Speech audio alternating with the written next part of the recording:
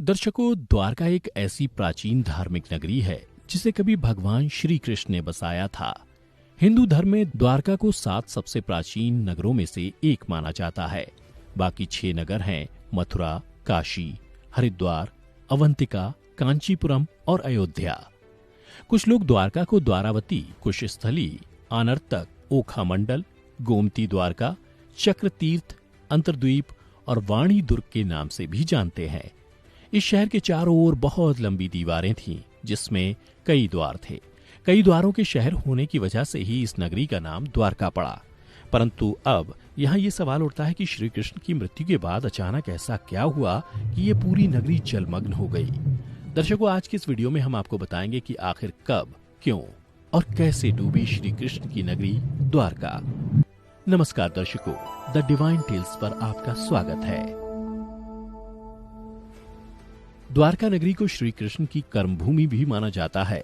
महाभारत में वर्णित कथा के अनुसार श्री कृष्ण ने जब कंस का वध किया, तब जरासंध ने कृष्ण और यदुवंशियों का नामो निशान मिटाने की ठान ली और मौका मिलते ही जरासंध मथुरा और यादवों पर बार बार आक्रमण करता रहा।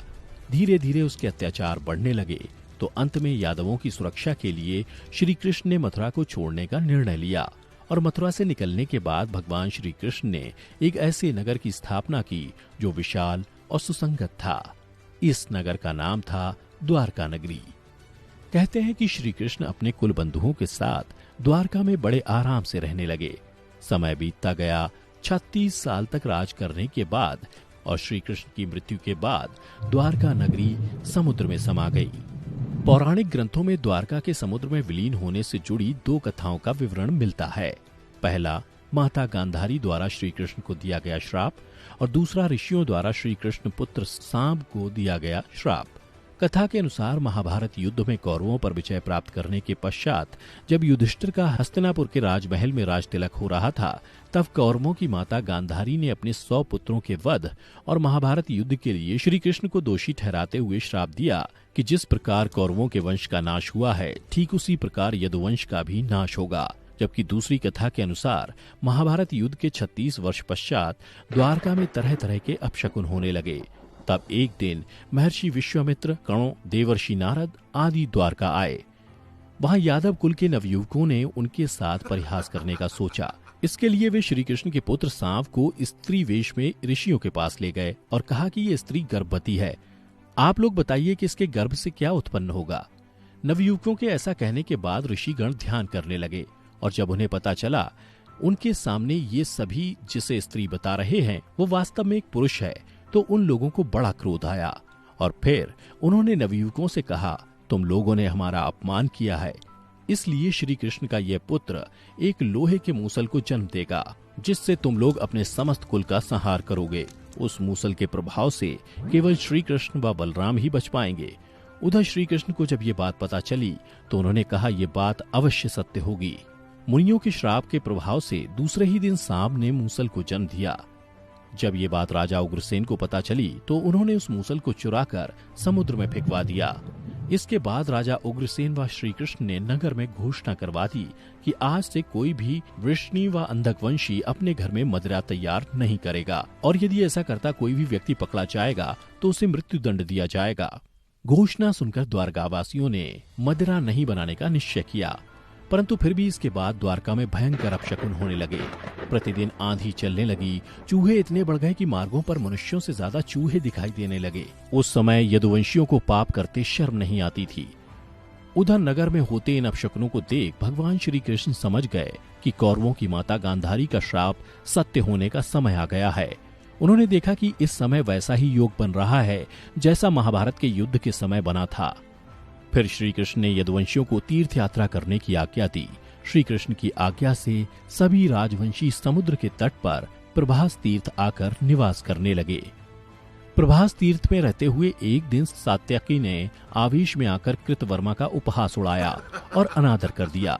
कृतवर्मा ने भी कुछ ऐसे शब्द कहे कि सात्यकी को क्रोध आ गया और उसने कृतवर्मा का वध कर दिया। यह देख अंधक वंशियों ने सात्यकी को घेर लिया और हमला कर दिया। सात्यकी को अकेला देख श्री कृष्ण के पुत्र प्रद्युम्न उसे बचाने दौड़े और सात्यकी और प्रद्युम्न अकेले ही अंधक वंशियों से भिड़ गए। परंतु संख्या में अधिक होने के कारण वे अंधकवंशियों को पराजित नहीं कर पाए और अंत में उनके हाथों मारे गए। अपने पुत्र और सात्यकी की मृत्यु से क्रोधित होकर श्री कृष्ण ने एक मुट्ठी एर का घास उखाड़ ली। हाथ में आते ही वह घास वज्र के समान भयंकर लोहे की मूसल बन गई। जो कोई भी वह घास उखाड़ता वह भयंकर मूसल में बदल जाती। उन मूसलों के एक ही प्रहार से प्राण निकल जाते थे। उस समय काल के प्रभाव से सभी वीर मूसलों से एक दूसरे का वध करने लगे। यदुवंशी भी आपस में लड़ते हुए मरने लगे। श्री कृष्ण के देखते ही देखते सांब, चारुदेशन, अनिरुद्ध और गद की मृत्यु हो गई। अंत में श्री कृष्ण ने अपने सारथी दारुक से कहा कि तुम हस्तिनापुर जाओ और अर्जुन को पूरी घटना बताकर द्वारका ले आओ। दारुक ने ऐसा ही किया। इसके बाद श्री कृष्ण बलराम को उसी स्थान पर रहने का कहकर द्वारका लौट आए। फिर श्री कृष्ण ने पूरी घटना अपने पिता वासुदेव जी को बता दी। यदुवंशियों के संहार की बात जानकर उन्हें भी बहुत दुख हुआ। श्री कृष्ण ने वासुदेव जी से कहा कि आप अर्जुन के आने तक स्त्रियों की रक्षा करें। इस समय बलराम जी वन में मेरी प्रतीक्षा कर रहे हैं, मैं उनसे मिलने जा रहा हूँ। ये कहकर श्री कृष्ण बलराम से मिलने चल पड़े। वन में जाकर श्री कृष्ण ने देखा कि बलराम जी समाधि में लीन है। देखते ही देखते बलराम शेषनाग रूप में परिवर्तित हो गए और भगवान श्री कृष्ण से आज्ञा लेकर बैकुंठ धाम वापस लौट गए। उधर बलराम जी द्वारा देह त्यागने के बाद श्री कृष्ण वन में घूमने लगे। घूमते घूमते वे एक स्थान पर बैठ गए और गांधारी द्वारा दिए गए श्राप के बारे में विचार करने लगे। देह त्यागने की इच्छा से श्री कृष्ण ने अपनी इंद्रियों का संयमित किया और महायोग की अवस्था में पृथ्वी पर लेट गए। जिस समय भगवान श्री कृष्ण समाधि में लीन थे, उसी समय जरा नाम का एक शिकारी हिरणों का शिकार करने के उद्देश्य से वहां आ गया। उसने हिरण समझकर दूर से ही श्री कृष्ण पर वाण चला दिया। वाण चलाने के बाद जब वो अपना शिकार पकड़ने के लिए आगे बढ़ा तो योग में स्थित भगवान श्री कृष्ण को देखकर उसे अपनी भूल पर पश्चाताप हुआ। तब श्री कृष्ण ने उसे आश्वासन दिया और परम धाम चले गए। इधर दारुक हस्तिनापुर पहुंचकर यदुवंशियों के संहार की पूरी घटना पांडवों को बता दी। यह सुनकर पांडवों को बहुत शोक हुआ। अर्जुन तुरंत ही अपने मामा वसुदेव से मिलने के लिए द्वारका चल दिए। अर्जुन जब द्वारका पहुंचे तो श्री कृष्ण की रानियां उन्हें देखकर रोने लगीं। उन्हें रोता देख अर्जुन भी रोने लगे और श्री कृष्ण को याद करने लगे। इसके बाद अर्जुन वसुदेव जी से मिले। वसुदेव जी ने अर्जुन को श्री कृष्ण का संदेश सुनाते हुए कहा कि द्वारका शीघ्र ही समुद्र में डूबने वाली है, अतः तुम सभी नगरवासियों को अपने साथ ले जाओ। उसके बाद अर्जुन अपने साथ श्री कृष्ण के परिजनों तथा सभी नगरवासियों को लेकर इंद्रप्रस्थ की ओर चल दिए। उन सभी के जाते ही द्वारका नगरी समुद्र में डूब गई। यह दृश्य देखकर सभी को बड़ा आश्चर्य हुआ और 2005-2007 में भारतीय पुरातत्व सर्वेक्षण के निर्देशन में भारतीय नौसेना के गोताखोरों ने समुद्र में समाये द्वारका नगरी के अवशेषों को खोज निकाला, जो इस पौराणिक कथा की प्रामाणिकता को साबित कर चुका है। इस खोजी टीम को समुद्र में 560 मीटर लंबी द्वारका की दीवार भी मिली। इतना ही नहीं, उन्हें पौराणिक समय के कुछ बर्तन भी मिले जो 1528 ईसा पूर्व से 3000 ईसा पूर्व के हैं।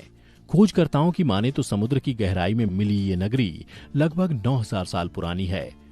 तो दर्शकों, उम्मीद करता हूँ कि आपको हमारी ये कथा पसंद आई होगी। अगर पसंद आई हो तो ज्यादा से ज्यादा लाइक और शेयर करें। साथ ही ऐसी ही पौराणिक कथा की जानकारी के लिए अभी हमारे YouTube चैनल को सब्सक्राइब करें। इसके अलावा अगर आप हमारी ये वीडियो Facebook पर देख रहे हैं तो हमारे पेज को भी लाइक करें। इस वीडियो में बस इतना ही। अब दीजिए हमें इजाजत।